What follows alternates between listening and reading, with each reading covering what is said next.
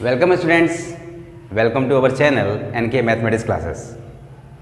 Students of class 10th मैंने first chapter का complete solution, पूरा डिराइवेशन और एक्सरसाइज का एक्सप्लेनेशन और जितनी टॉपिक्स की चीज़ें थी सब मैंने डिस्क्राइब कर दिया था।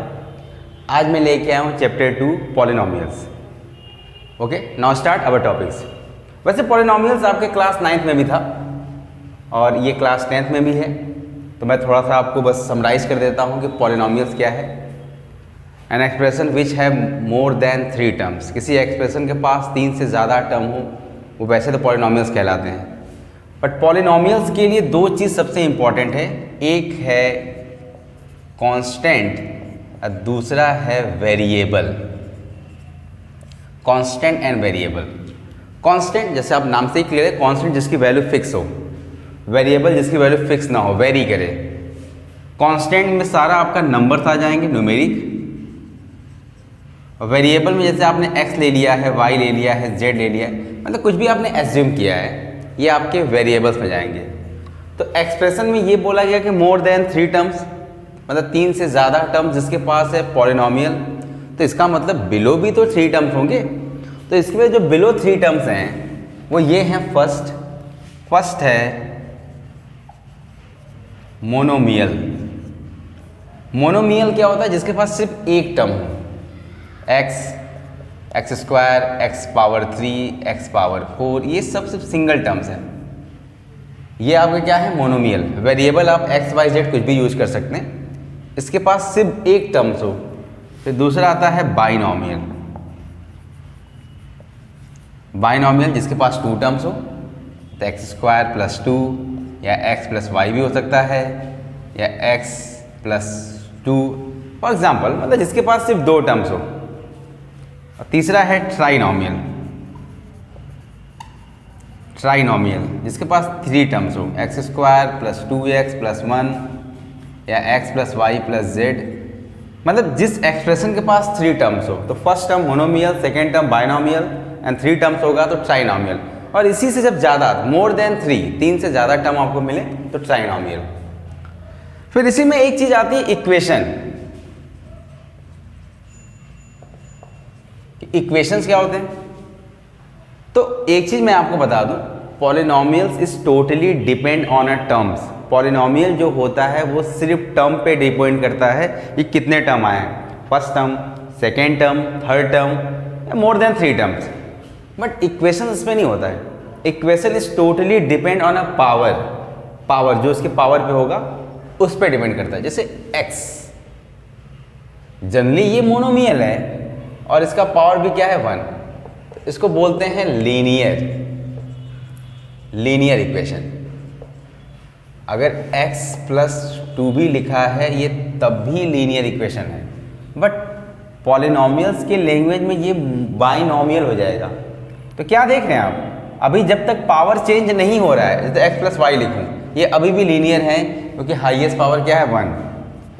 x प्लस वाई प्लस मैं अगर z भी लिख दूँ, ये अभी भी लीनियर इक्वेशन है, लेकिन टर्म के मुताबिक टर्म तो बढ़ते जा रहे हैं। तो polynomials is totally depend on a terms, but equation is totally depend on a power. जैसे मैं यहाँ पे लिखूँ एक्स स्क्वायर, जनरली ये अभी मोनोमियल है, बट इक्वेशन के लिए ये क्या है? क्वाड्रेटिक है, क्वाड्रेटिक इक्वेशन है। बस हाईएस्ट पावर 2 हो गया, x square plus 2x plus 1, ये अभी भी क्वाड्रेटिक ही है।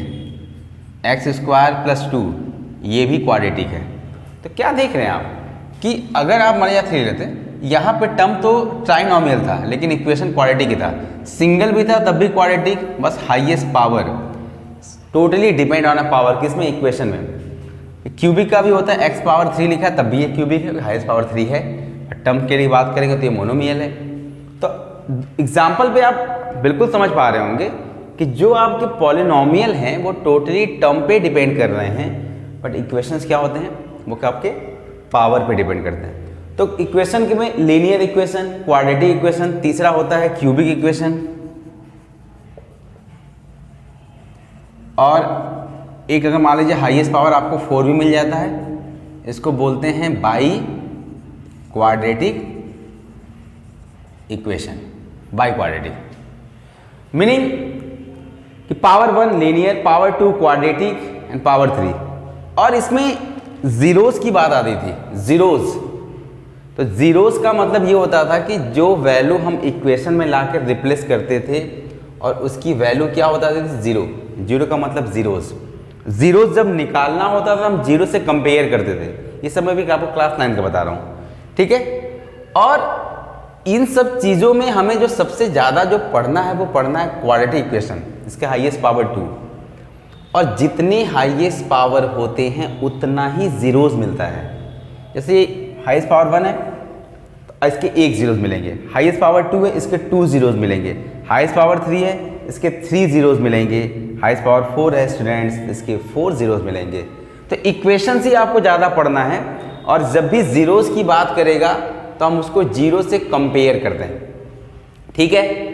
और जीरोस अगर वेरीफाई करने के लिए कहेगा तो हम तो जहाँ फंक्शन में x की जो भी वैल्यू आपको देगा आप वहाँ रिप्लेस करेंगे और अगर आंसर जीरो आ जाएगा तो आपका क्या हो जाएगा, जीरोस। दूसरी एक चीज़ मैंने आपसे भी कहा कि आपको ज़्यादा पढ़ना है क्वाड्रेटिक के लिए। तो क्वाड्रेटिक के लिए जो उसका जनरल फॉर्म आता है क्वाड्रेटिक का, क्वाड्रेटिक इक्वेशन का, उसका जो जनरल फॉर्म है ये होता है ax² plus bx plus c। इसमें एक वर्ड आता है कोफिशिएंट नाम का। Coefficient, coefficient is totally numeric value, numerical, it means constant value. जैसे x² के साथ देखिए जो भी कांस्टेंट लगा होगा वो उसका कोफिशिएंट है। x² का यहाँ कोफिशिएंट a है, x का कोफिशिएंट b है और यहाँ पर ये टर्म कांस्टेंट ही है, ठीक है। तो जैसे यहाँ पर लिखा होगा 3x² प्लस 2x प्लस 1, तो x² का कोफिशिएंट 3 है, ये रही न्यूमेरिकल वैल्यू, x का कोफिशिएंट 2 है। तो ये कोफिशिएंट जो होता है वो वेरिएबल के साथ मल्टीप्लाई में होता है, वो इसके साथ मल्टीप्लाई में है, ठीक है। ये सब बेसिक चीज़ें दे रहा हूँ ताकि आपको अगर कोई भी कन्फ्यूज़न हो इक्वेशन के लिए, वेरिएबल के लिए, कांस्टेंट के लिए या फिर कोफिशिएंट के लिए, सब आपके क्लियर हो, ठीक है। इसके बाद अगर आप अपने पहले एक्सरसाइज पे आते हैं तो उसमें दिया होता है ग्राफ। ग्राफ जो है आपका ये x एक्सिस, ये इसे बोलते हैं x डैश, ये y axis y dash. x right side में ये क्या होता है, पॉजिटिव, ये होता है नेगेटिव। y अप साइड में होता है पॉजिटिव, नीचे क्या होता है, माइनस। फिलहाल अब हम पढ़ने वाले हैं ग्राफ। तो आपको बता दें अगर आपसे जीरोस की बात करता है, जीरोस मतलब जो उसकी वैल्यू होगी, तो अगर ग्राफ से आप बताएंगे तो x को जितनी बार वो ग्राफ टच करेगा उतने जीरोस मिलेंगे। तो देखिए यहाँ पे x को एक बार टच किया, 2 बार, 3 बार, 4, 5, 6, मतलब 6 टाइम टच किया है तो उसके 6 जीरोस मिलेंगे। अगर यही बात आ जाए आपके साथ कि अगर टच ही ना करे, देखिए इस लाइन ने x को टच ही नहीं किया, तो जब x को टच नहीं किया तो नो जीरोस।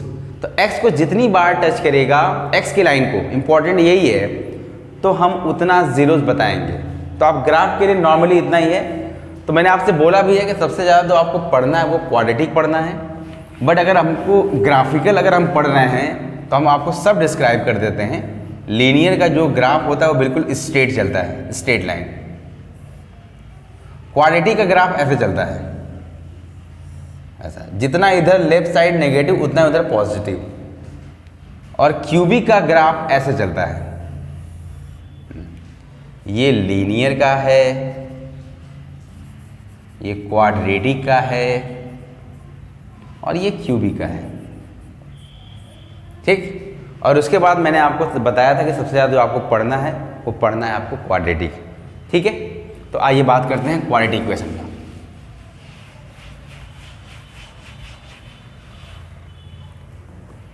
क्वाड्रेटिक इक्वेशन का मैंने आपसे बोला कि जनरल फॉर्म ये होता है, और हम बात कर रहे हैं जीरोस की। हाईएस्ट पावर 2 है तो इसके 2 जीरोस मिलेंगे, और पहले जीरोस को बोलते हैं अल्फा और सेकेंड जीरोस को बोलते हैं बीटा, ठीक है। तो इसमें देखिए फार्मूला भी है, sum of zeros sum of zeros का मतलब होता है minus coefficient of x upon coefficient of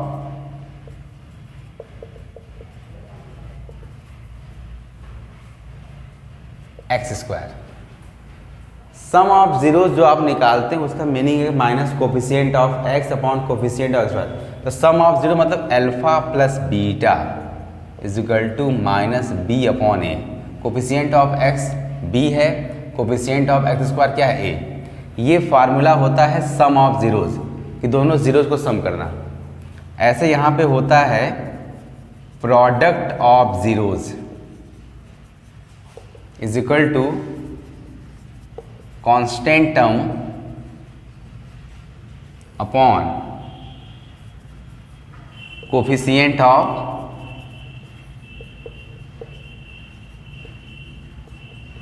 x square. तो प्रोडक्ट ऑफ जीरो मतलब alpha into beta C upon A, ये होता है प्रोडक्ट ऑफ जीरोस। ये तो सम ऑफ जीरोस याद करना है आपको, प्रोडक्ट ऑफ जीरोस याद करना है। Sum of zeros minus b upon a, यहाँ देखिए माइनस बाई रूल का होता है। अगर आपके क्वेश्चन में ही बी की वैल्यू नेगेटिव होगी तो माइनस माइनस प्लस हो जाएगा। एंड प्रोडक्ट ऑफ जीरो मतलब सी बाई ए। क्लियर? ओके। तो इस तरीके से ये फार्मूला हो गया। अब एक फार्मूला और भी है कि जैसे मान लीजिए आपको sum of zeros and product of zeros दिया हो, तब आपसे बोलते हैं कि फाइंड क्वाड्रेटिक इक्वेशन। जैसे क्वाड्रेटिक इक्वेशन आपको दिया था तब आप ये निकाले थे। अब अगर आपको ये दिया होगा तो अगर आपसे क्वाड्रेटिक इक्वेशन निकालने के लिए कहेगा तो फार्मूला ये होता है x square minus alpha into beta into x plus alpha into beta. ये है वो क्वाड्रेटिक इक्वेशन निकालने का फार्मूला। सम ऑफ जीरोस आप यहाँ रिप्लेस कर देंगे, प्रोडक्ट ऑफ जीरोस यहाँ रिप्लेस करेंगे। ठीक है, तो ये फार्मूला है sum of zeros and product of zeros. तो इसी में जो एक क्वेश्चन आता है कि verify the relation between coefficient and zeros. Zeros और कोफिशिएंट के बीच में एक रिलेशन वेरीफाई करना है, मतलब इस LHS की वैल्यू RHS के बराबर आनी चाहिए। ठीक, इस LHS की वैल्यू RHS के बराबर आनी चाहिए। तो आपने स्प्लिटिंग मेथड पढ़ा है, स्प्लिट मतलब फैक्टराइजेशन मेथड। फैक्टराइज करके मैंने अभी आपसे बताया अगर x की हाईएस्ट पावर 2 है, क्वाड्रेटिक है, तो x की 2 जीरोस आपको मिलेगी। मैं एक जनरली एक क्वेश्चन ले लेता हूं ताकि आपको समझ में आए। तो मान लीजिए यहाँ पे हो गया 2x स्क्वायर प्लस, मैं एग्जाम्पल में से ले रहा हूँ 5x plus 2 is equal to 0। जीरोस निकालना है इसलिए हम जीरो से कंपेयर किए हैं। ये क्वाड्रेटिक इक्वेशन मान लीजिए आपको दे दिया और आपसे बोला कि verify the relation between zeros and coefficient, zeros और कोफिशिएंट के बीच में। तो मैंने आपको बताया भी था, मैं फिर से रिवाइज भी कर दे रहा हूँ, वैसे तो क्लास 9 की चीज़ें ये। जब किसी क्वाड्रेटिक इक्वेशन का जीरोस आपको निकालना था तो स्प्लिटिंग मेथड, फैक्टराइजेशन मेथड ये था कि a और c का आप मल्टीप्लाई करते थे, a एंड c का आप मल्टीप्लाई करते हैं। और जैसे यहाँ पे a की वैल्यू आपकी कंपेयर करने पे a की वैल्यू आपकी क्या है, a की वैल्यू आपकी 2 है, एक्स स्क्वायर का कोफिशिएंट, b का कोफिशिएंट, b की वैल्यू 5 है और c की वैल्यू क्या है आपका 2। तो रूल ये था कि a और c का हम मल्टीप्लाई करते हैं। फिर सेकेंड स्टेप में देखते हैं साइन ऑफ c की साइन अगर प्लस है तो फैक्टर प्लस पे मिलेगा, अगर c की साइन माइनस है तो फैक्टर माइनस पे मिलेगा। क्या खोजना है, b को खोजना है कि a और c का मल्टीप्लाई करते हैं, ऐसे दो फैक्टर सर्च करते हैं जिन्हें प्लस या माइनस करने पे क्या मिलना चाहिए, b। ठीक है, देखिए यहाँ पे a और c का मतलब क्या है, 2 इंटू 2 जा क्या हुआ 4। अब इसी 4 को ऐसा फैक्टर करना है कि जिन्हें प्लस, क्योंकि c की साइन प्लस है तो फैक्टर प्लस में मिलेगा। तो 4 इंटू 1 आप कर सकते हैं, और 4 को अगर हम 1 से प्लस करें तो क्या आएगा 5। देखिए b की वैल्यू 5 है। फैक्टर कैसे पता चला, c की साइन पॉजिटिव है तो हमको प्लस में मिलना चाहिए। ठीक है, तो यहाँ पे जब आप इसको स्प्लिटिंग करेंगे तो 2x², 5 के प्लेस पे आप लिखेंगे 4 + 1 × x, क्योंकि यही स्प्लिट किया है आपने, +2 = 0। आपके इक्वेशन पे कोई भी इफेक्ट नहीं पड़ना चाहिए। देखिए इनको ऐड करने पे 5 ही आ रहा है। 2x² + 4x + x + 2 = 0। 2x आप कॉमन निकाल लीजिए, x + 2। और मैंने आपसे कहा था ये फर्स्ट ब्रैकेट में जैसे ये 3 टर्म से 4 टर्म में डिवाइड होगा, तो ये 2 टर्म्स में जितना मैक्सिमम कॉमन होगा आप निकालिए बाहर, इतना आया। अगर आपको नहीं समझ में आता है बगल में क्या कॉमन निकालना है, तो इसी सेम टर्म को यहाँ लिख दीजिए। अब देखिए ये दोनों सेम होगा। अब आप ठीक ऊपर जाइए, यही सेम टर्म था, मतलब कुछ भी कॉमन नहीं निकाला। अगर कुछ भी कॉमन नहीं निकाला तो हम 1 निकालेंगे, ठीक है। अब आप देख रहे हैं कि दोनों ब्रैकेट क्या हो गया, सेम हो गया है। दोनों ब्रैकेट यहाँ देखिए सेम हो गया है। तो अब आप x + 2 भी कॉमन निकालिए। x + 2 कॉमन आप निकालेंगे तो यहाँ से क्या बचेगा, 2x, और यहाँ से बचेगा +1 = 0। 0 से कंपेयर किया, दोनों को अलग अलग हम 0 से कंपेयर करते हैं। इसको भी तो x की वैल्यू क्या हो गई, -2। इसे भी 0 से कंपेयर करेंगे, 2x + 1 = 0। तो x की वैल्यू आएगी -1/2। ठीक, यही जो पहली वैल्यू है ये अल्फा है, ये दूसरी वैल्यू क्या है, बीटा है। आपने अल्फा और बीटा निकाल लिया। अभी आपको मैंने फार्मूला दिया है कि सम ऑफ जीरोज = होता है -b/a। तो पहले आप LHS लेके चलिए। LHS क्या है, अल्फा + बीटा। अल्फा की वैल्यू -2 है और बीटा की वैल्यू भी क्या है, -1/2। इनका कंबाइंड एलसीएम लीजिए, 2 आएगा, 2 × 2 = 4 हो जाएगा, -4 -1, ये -5 कितना आ गया। और इसका RHS क्या है, RHS इसका है -b/a। तो b और a b c की वैल्यू हम यहाँ निकाले हैं। तो -b की वैल्यू 5 है और a की वैल्यू कितना है, 2। देखिए ये LHS RHS दोनों -5/2 के बराबर आ गया। ठीक, तो इससे ये प्रूफ हो गया कि अल्फा + बीटा किसके इक्वल है, -b/a। ये आपने अपना जीरोस क्या कर लिया, वेरीफाई कर लिया।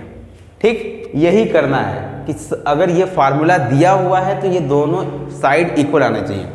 दूसरा जो इसका प्रोडक्ट ऑफ जीरोस है, अल्फा × बीटा क्या होता है, c/a। तो पहले हम LHS लेके चलें। LHS क्या है, अल्फा × बीटा। अल्फा -2 है, बीटा कितना है, -1/2। माइनस माइनस प्लस 2/2 कट के कितना आ गया, 1। अभी हम इसका RHS भी लेके चलेंगे। RHS आना चाहिए c/a। c की वैल्यू देखिए कितना है, 2 है, और a की वैल्यू भी 2 है, देखिए 1। ये दोनों 1 के इक्वल आ गया।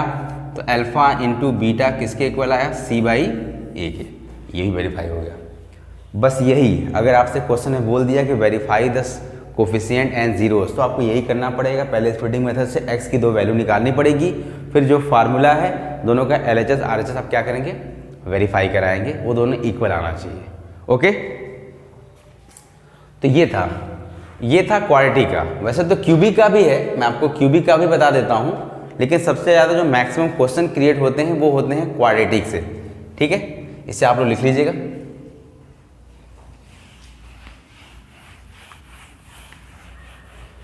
क्यूबिक इक्वेशन देखिए,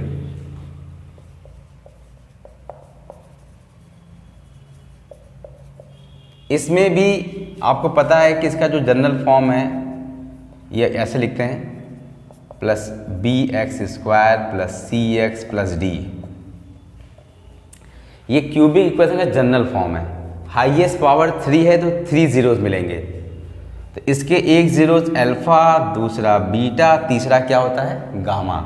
तो sum of zeros alpha + beta + gamma = होता है फिर वही -b/a। शुरुआत माइनस होती है, देखिए इसमें भी माइनस से था, फिर अगला प्लस हुआ।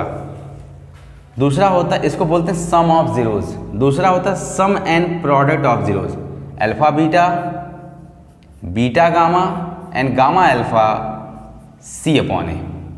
प्लस माइनस फिर प्लस, और तीसरा only product of zeros -d/a। Sum of zeros, sum and product of zeros, only product of zeros, minus plus minus alternate, ये क्यूबिक के जीरोस का फार्मूला होता है। ठीक है, और अगर आपको ये सब जीरोस आपको दिया हो, अगर तीनों जीरोस आपको दिए हों, अल्फा बीटा एंड गामा, ये तीनों आपको दिया हो, तब आपसे अगर क्यूबिक इक्वेशन पूछता है तो उसका फार्मूला ये है x cube minus alpha plus beta plus gamma into x square, minus के बाद plus alpha beta beta gamma and gamma alpha into x and plus alpha, जब माइनस प्लस तो ये देखिए अल्टरनेट, ये माइनस होगा, माइनस अल्फा बीटा गामा, ये आप निकाल लेंगे क्यूबिक इक्वेशन। अगर तीनों जीरोज आपको दिया है तो माइनस के बाद प्लस, प्लस के बाद माइनस, तो कभी कभी इस पे भी आता है वेरीफाई करने के लिए, तो तीनों जीरोज आपको निकालना पड़ेगा। ये दोनों की वैल्यू आपस में इक्वल आनी चाहिए, ये भी। और क्यूबिक का हम कैसे निकालते हैं, पहले एक जीरोज हम सर्च करते थे +1 -1 रख करके या +2 -2 रख करके, तो एक फैक्टर हमको मिल जाता था, फिर उसी फैक्टर से क्यूबिक को डिवाइड करते थे, तो जो कोसेंट आपको मिलता था वो क्वाड्रेटिक इक्वेशन मिलता था। और क्वाड्रेटिक इक्वेशन स्प्लिटिंग मेथड से सॉल्व करके हम उसकी दो और वैल्यू सर्च करते थे। तो पहला तो आपने सर्च ही किया था, बाकी दो आपको मिल जाता, तो अल्फा बीटा गामा मिल जाता था। ओके, अच्छा, अभी तक मैंने आपको क्वाड्रेटिक बताया, क्यूबिक बताया। अब जो इसके बाद की टॉपिक आती है वो आती है डिवीज़न। तो डिवीज़न वाले में एक पॉलिनोमियल से दूसरे पॉलिनोमियल को डिवाइड करना है। ठीक है, जैसे मान लीजिए एक पॉलिनोमियल आपको दिया x+2, उसे डिवाइड करना है एक पॉलिनोमियल से 3x पावर 4 + 2x² + 6x, और यहाँ पे क्यूब ले लेते हैं एग्जाम्पल के तौर पे, यहाँ पे स्क्वायर ले लेते हैं, यहाँ पे 7x प्लस क्या ले लेते हैं 4। फिर मैंने अपने मन से एग्जाम्पल ले लिया कि इस पॉलिनोमियल से इसको क्या करना है, डिवाइड करना है। तो बहुत लोग को डिवीज़न में ये दिक्कत होती है, जैसे कि न्यूमेरिक होता है, जैसे मान लीजिए यहाँ 4 दे दिया और यहाँ आपको 27, तो आप तुरंत दिमाग में हाँ 6 4 जा 24, तो 3 आया। भाई नंबर था तभी ना आपको मिला कि हमको 6 टाइम इंटू करना है, लेकिन यहाँ पे भी पॉलिनोमियल है, यहाँ भी पॉलिनोमियल है, ये आपको नहीं क्लियर, तो उसका मैं आपको एक ट्रिक दे रहा हूँ। ट्रिक का मतलब है कि जिस पॉलिनोमियल से डिवाइड कर रहे हैं और जो आपका डिवाइज़र है, उन दोनों के फर्स्ट टर्म को लीजिए और ऐसे यहाँ रफली इसके फर्स्ट टर्म को इसके फर्स्ट टर्म से डिवाइड करिए। जब डिवाइड करेंगे तो ये आएगा 3x पावर 3, क्योंकि एक पावर कट जाएगा, ये इसी से इंटू करिए, 3x पावर 3 से इंटू करेंगे x का, तो ये आपका आएगा 3x पावर 4, फिर देखिए 2 है, 2 3 जा 6x पावर 3। फिर पता है डिवाइड में माइनस करते हैं, माइनस के टाइम क्या होता है, इसकी साइन चेंज हो जाती है, इसकी साइन प्लस थी, ये भी प्लस था तो माइनस हो गया, ये एलिमिनेट। हाईएस्ट पावर को एलिमिनेट करते हैं।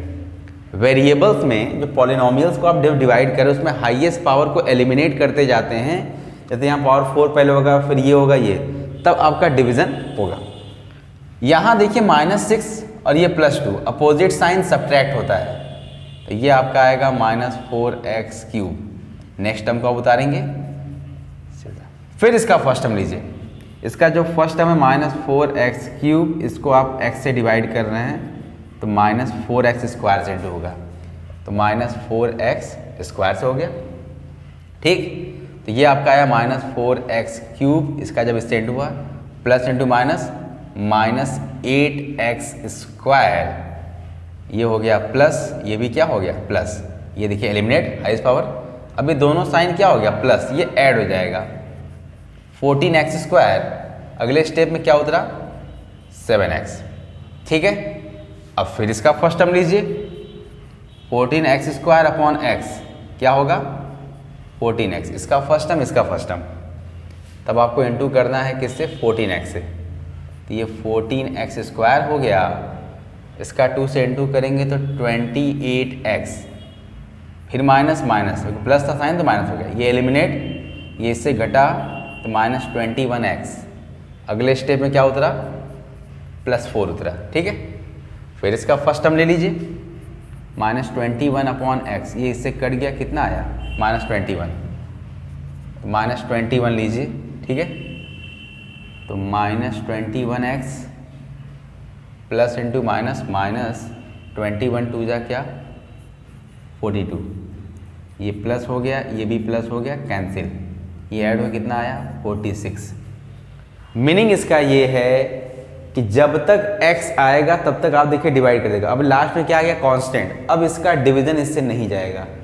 This is division rule, highest power को एलिमिनेट करते जाना है आपको डिवाइड। तो ये है डिवाइड रूल, किसी भी पॉलिनोमियल को दूसरे पॉलिनोमियल से आप डिवाइड करेंगे तो बस सीधा सा कॉन्सेप्ट ये है कि उसका फर्स्ट टर्म लीजिए, इसका फर्स्ट टर्म लीजिए और डिवाइड करते जाइए, जो वैल्यू आ रहा है उसी से आपको मल्टीप्लाई करना है। उसके बाद इस चैप्टर में सबसे लास्ट एक टॉपिक है by quadratic equation, biquadratic equation. इसके हाईएस्ट पावर जो होते हैं वो क्या होते हैं 4। अब आपको इसके 2 zeros दिया होगा, 2 zeros आपको और सर्च करना होगा। हाईएस्ट पावर 4 है तो 4 zeros आएगा, तो आपको 2 zeros देगा, आपको 2 zeros और सर्च करने हैं। तो 2 zeros का मतलब जैसे मान लीजिए 1 zeros आपको दे दिया 3 और 4 और इक्वेशन आपको बाई क्वाड्रेटिक देगा। तो पहले आप क्या करेंगे, ये जो मैंने फार्मूला दिया कि alpha plus beta into alpha into beta, x² -3 + 4 into x and 3 into 4, x² -7x + 12, ये वो क्वाड्रेटिक इक्वेशन है जो ये 2 zeros आपको दिए हुए थे, ठीक है। अब इसी इक्वेशन से अपने बाई क्वाड्रेटिक, जैसे देखें यहाँ बाई क्वाड्रेटिक है ना, इसको इससे हम डिवाइड करेंगे। डिवाइड करने पे कोसेंट आपको मिलेगा क्वाड्रेटिक इक्वेशन, उसे स्प्लिटिंग मेथड से फैक्टराइज करके 2 zeros और सर्च करेंगे। तो 2 zeros आपको दिया था, 2 आप और सर्च कर लेंगे। फिलहाल इतना तो पूरे चैप्टर का समराइज हुआ। चैप्टर 2 में इससे अलावा कुछ नया नहीं है। अभी एक पार्ट में इसका और लेके आऊँगा जिसमें सभी मैं आपको क्वेश्चन को बताऊँगा, जैसे इसमें क्वाड्रेटिक इक्वेशन को वो वेरीफाई करना हुआ, डिवाइड हुआ, और एक बाई क्वाड्रेटिक के क्वेश्चन रहेंगे। ओके स्टूडेंट्स, आई होप ये वीडियोज़ आपको पसंद आई होगी। अगर वीडियोज़ आपको पसंद आती है तो हमारे चैनल को आप सब्सक्राइब कर लीजिएगा और बेल आइकन को प्रेस कर लीजिएगा, और सब्सक्राइब जरूर करिएगा कि बहुत से बच्चों की ये बेसिक प्रॉब्लम है। मैं इतना नॉर्मल बता रहा हूँ, जितना इजी वे में बता रहा हूँ, ताकि बच्चे को आराम से समझ में आ सके और वो बोर्ड एग्जामिनेशन में अच्छे नंबर गेन कर सके। Okay, thank you.